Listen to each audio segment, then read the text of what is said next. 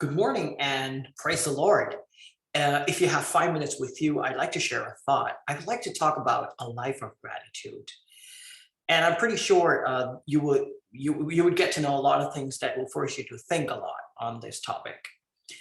First of all, I would like to like all of you to think of a few things that you are thankful to uh, God for and are grateful to God for.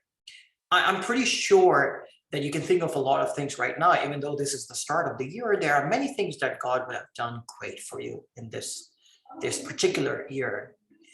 The thing is that we might know a lot of things that we are thankful to God for, but we might not have thanked God for those things. You know, the biggest obstacle in life of gratitude is complaining. We all complain. We complain a lot. In fact, we complain all the time. And I'm sure when many of you would have gone to your office today or church or a supermarket, you would have complained about the traffic, the way someone overtook you, or maybe the way someone treated you at work. There are many things in life to complain about in the world that we currently live in.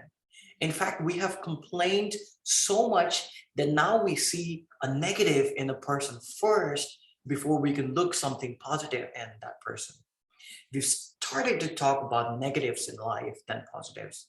We only see good in us and we see bad in others.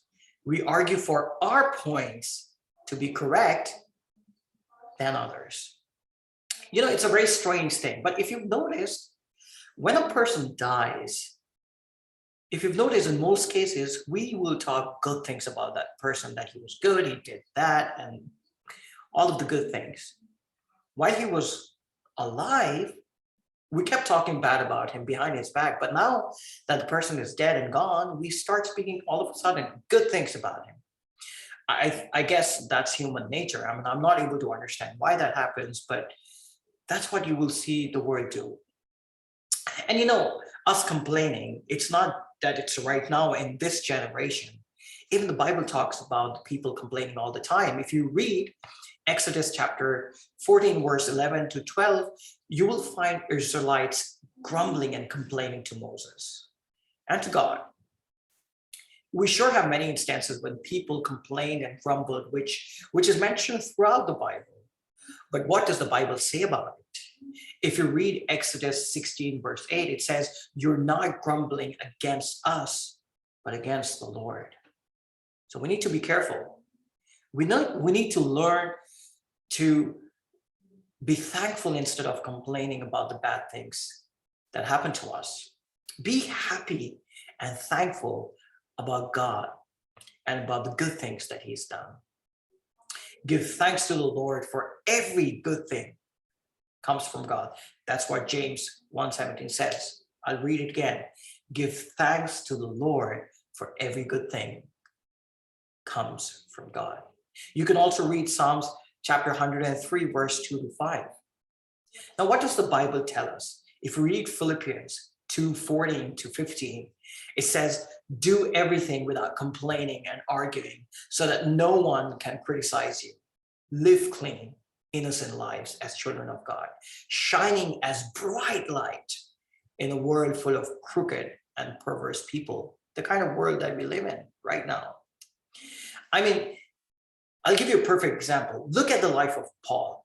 He wanted to go to Rome as a preacher, but instead he went there as a prisoner in chains.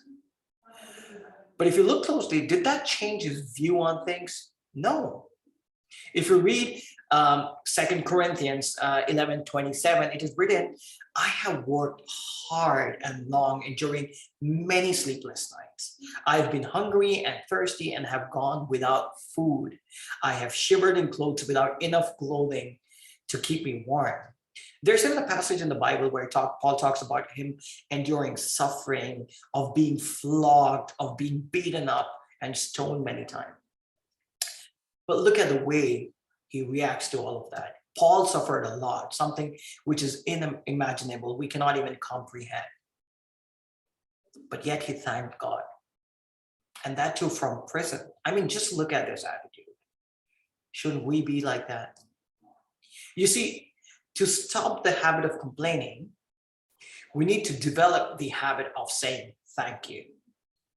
If you read Philippians chapter 1, verses 12 to 13, it says he changed his view about the whole episode of him being in prison. It just shows you that.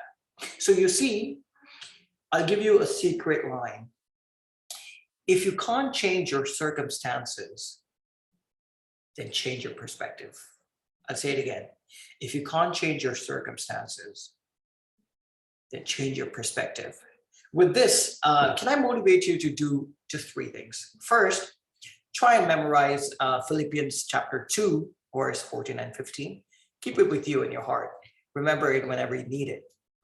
Second, try and observe a 1 no complaint week whatsoever. I know it's going to be forceful on you, but try doing that. Even if you see things go bonkers around you, just try and observe a 1 no complaint week. And third, try and go and call someone and say thank you for someone who's done something good to you. You will see the reaction that you're going to get.